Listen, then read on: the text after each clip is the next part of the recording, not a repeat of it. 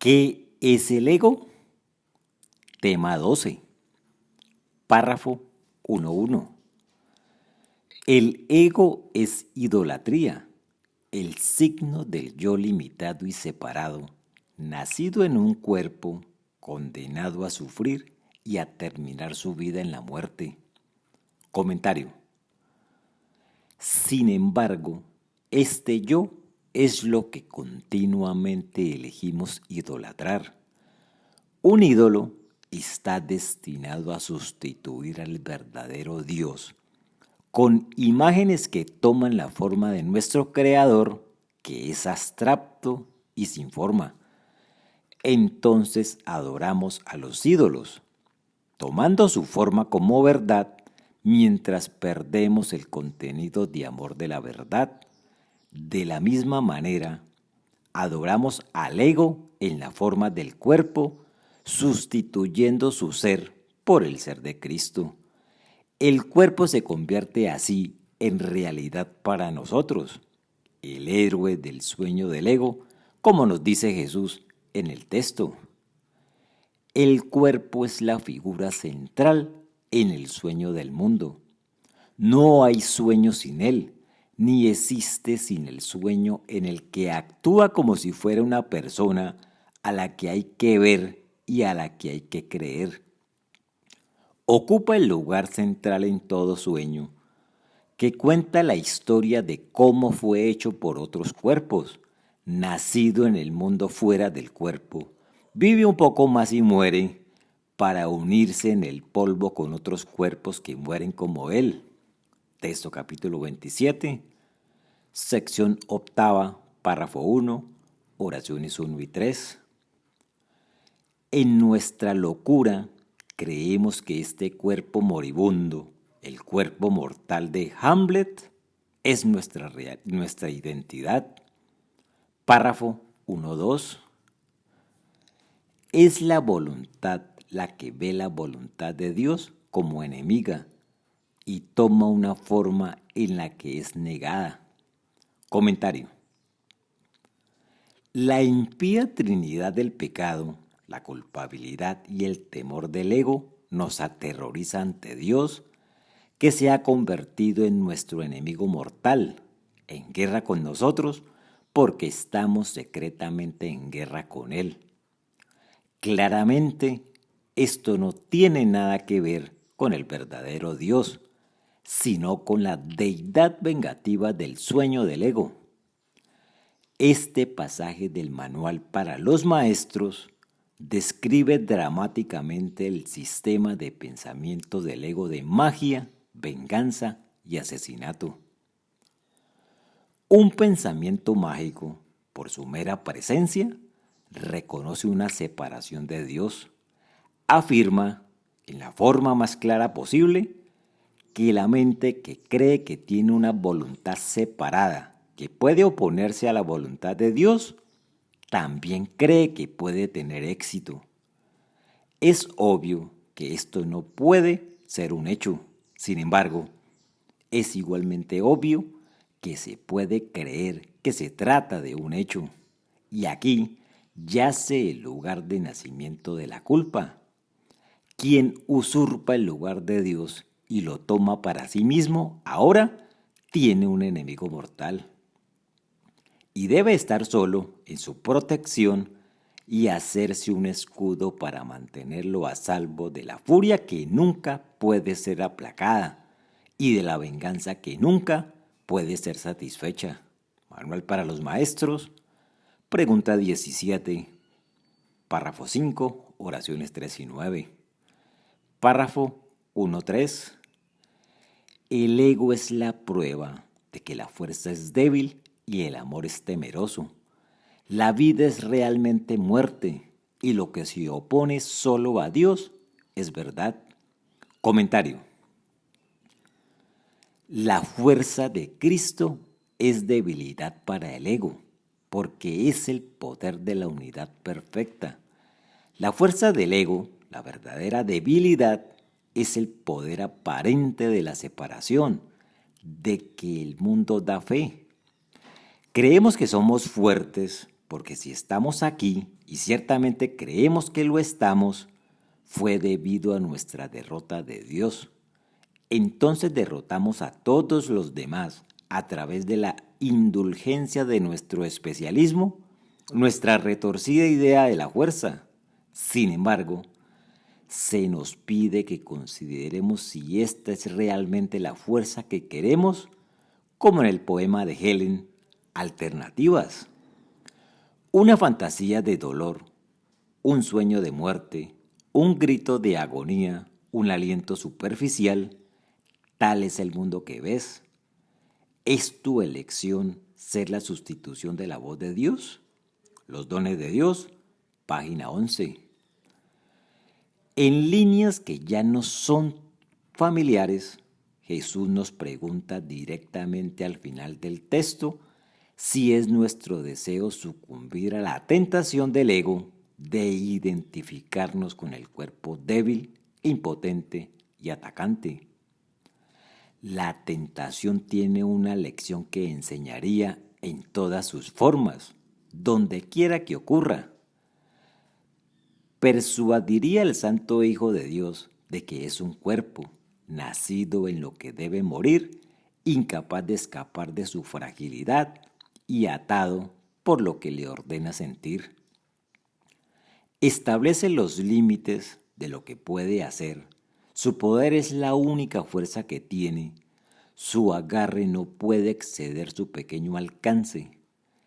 ¿Seríais esto si Cristo se os apareciera en toda su gloria, pidiéndoos otra cosa que esto?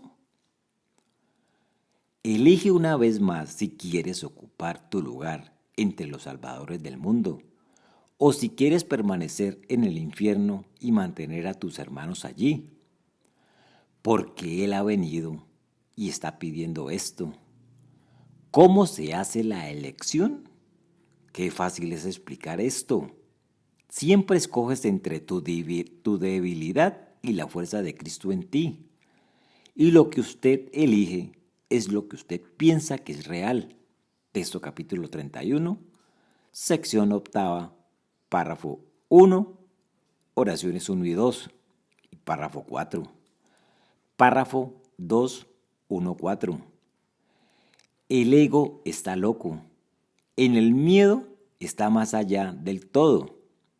Aparte de todo, en la separación del infinito. En su locura, piensa que se ha convertido en un vencedor sobre Dios mismo. Y en su terrible autonomía ve que la voluntad de Dios ha sido destruida. Comentario. Ver está entre comillas porque la voluntad de Dios no ha sido destruida. Sin embargo, subyacente a nuestra creencia de que existimos como individuos está el pensamiento de que lo hemos destruido, la base del sistema de pensamiento demente del ego. Todo lo que es el ego es una idea de que es posible que las cosas le sucedan al Hijo de Dios sin su voluntad, y así, sin la voluntad de su Creador, cuya voluntad no puede separarse de la suya propia. Este es el sustituto de la voluntad del Hijo de Dios. Una rebelión alocada contra lo que debe ser para siempre. Esta es la declaración de que Él tiene el poder de hacer a Dios impotente y así tomarlo para sí mismo y dejarse a sí mismo sin lo que Dios ha querido para Él. Esta es la loca idea que han consagrado en sus altares y que adoran. Texto capítulo 21, sección segunda, párrafo 6, oraciones 4 y 7. Párrafo 2.5. Sueña con el castigo y tiembla ante las figuras de sus sueños, sus enemigos, que tratan de asesinarla antes de que pueda garantizar su seguridad atacándola. Comentario. Este es el sistema de pensamiento prevaleciente en el mundo y la base de su comportamiento. El perro come al perro, mata o es matado, uno u otro. la proyección sombría del pensamiento original de que existimos por haber destruido a Dios. Nuestra culpabilidad grita que Él buscará recuperar su vida destruyéndonos a cambio. Recordemos el pasaje sucinto y revelador del texto de los dos sueños que consciente e inconscientemente pensamos que son la realidad, víctima y victimario respectivamente. Un hermano separado de ti mismo, un antiguo enemigo, un asesino que te acecha en la noche y traza tu muerte, pero planea que sea lenta y prolongada, con esto sueñas. Pero debajo de este sueño hay otro más, en el que te conviertes en el asesino, el enemigo secreto, el carroñero y el destructor de tu hermano y del mundo por igual. Texto capítulo 27, sección séptima, párrafo 12, oraciones 1 y 2. La verdad, sin embargo, yace a salvo más allá de estos sueños, porque Dios piensa de otra manera. Texto capítulo 23, sección primera, párrafo 2, oración 7. Párrafo 3. El Hijo de Dios no tiene ego. ¿Qué puede saber de la locura y de la muerte de Dios cuando permanecer en Él? ¿Qué puede saber del dolor y del sufrimiento cuando vive en la alegría eterna? ¿Qué puede saber del miedo y el castigo, del pecado y la culpa, del odio y el ataque, cuando todo lo que le rodea es paz eterna, siempre libre de conflictos y sin perturbaciones, en el más profundo silencio y tranquilidad? Comentario. En otras palabras, cuando estamos en nuestras mentes correctas, fuera del sueño y recordando nuestra identidad como Cristo, ya no conocemos la locura o la muerte de Dios. Volviendo a la cordura, nos damos cuenta de que esta locura era un sueño que ahora ha desaparecido. Lo anterior nos dice una vez más que Dios no puede saber nada en este mundo, porque ¿cómo puede saber del pecado, la culpabilidad, el temor o la separación, nada de lo cual ha sucedido? La clarificación de los términos proporciona este contraste entre el ego y el milagro, y Jesús nos pide una vez más que elijamos entre locura y cordura, ilusión y verdad. Este era el ego, todo el odio cruel, la necesidad de venganza y los gritos del dolor, el miedo a morir y el impulso de matar, la ilusión sin hermanos y el yo que parecía estar solo en todo el universo. Este terrible error sobre ti mismo, el milagro lo corrige tan suavemente como una madre amorosa canta a su hijo para que descanse. ¿No es una canción como esta lo que oiríais? ¿No respondería todo lo que pensabas preguntar e incluso haría que la pregunta no tuviera sentido? Clarificación de los términos, término 2, párrafo 8. El siguiente párrafo comienza con el mismo pensamiento. Párrafo 4, 1. Conocer la realidad no es ver el ego y sus pensamientos, sus obras, sus actos, sus leyes y sus creencias, sus sueños, sus esperanzas, sus planes para su salvación y el costo que implica creer en ella. Comentario. Cuando estás en presencia de la realidad, no ves el ego, sus pensamientos, ni nada más, que es lo que Jesús nos dice que cuando despertemos del sueño ya no lo recordaremos, porque no hay nada que recordar. Texto capítulo 19, sección cuarta, párrafo 6. Por eso, desde la perspectiva no dualista de un curso de milagros, el espíritu no puede tener nada que ver con el sueño, porque no conoce al ego ni su mundo. Por ejemplo, texto capítulo 4, sección segunda, párrafo 8, oración 6.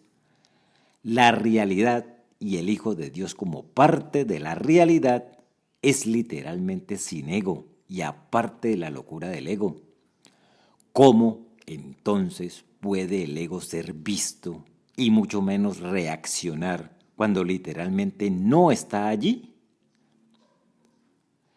¿Qué es el ego? Pero un sueño de lo que realmente eres. Un pensamiento que está separado de tu creador y un deseo de ser lo que él no creó. Es una cosa de locura, no de realidad en absoluto. Un nombre para la falta de nombre es todo lo que es. Un símbolo de imposibilidad, una elección por opciones que no existen. ¿Qué es el ego? Nada, pero en una forma que parece algo. En un mundo de forma no se puede negar el ego, porque solo él parece real. Sin embargo, ¿podría el Hijo de Dios, tal como lo creó, morar en la forma o en el mundo de forma?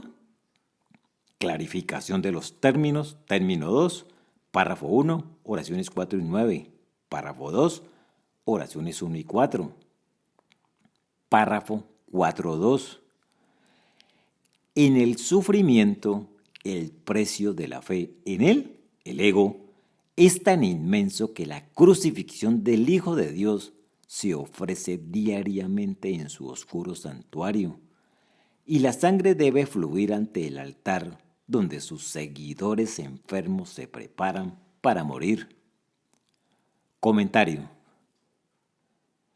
El término altar en un curso de milagros es usado como un símbolo para el que toma las decisiones, como aprendimos anteriormente. Es la parte de nuestras mentes que puede elegir identificarse con el ego o el Espíritu Santo. El pasaje anterior describe nuestra elección de adorar en el santuario del ego su sistema de pensamiento de pecado, culpa y miedo, de sufrimiento, asesinato y muerte, mientras que el siguiente pasaje del texto nos da cuerpo al altar del ego, tal como se manifiesta en nuestras relaciones especiales. El sufrimiento y el sacrificio son los dones con los que el ego bendice todas las uniones. Y aquellos que están unidos en su altar aceptan el sufrimiento y el sacrificio como el precio de la unión.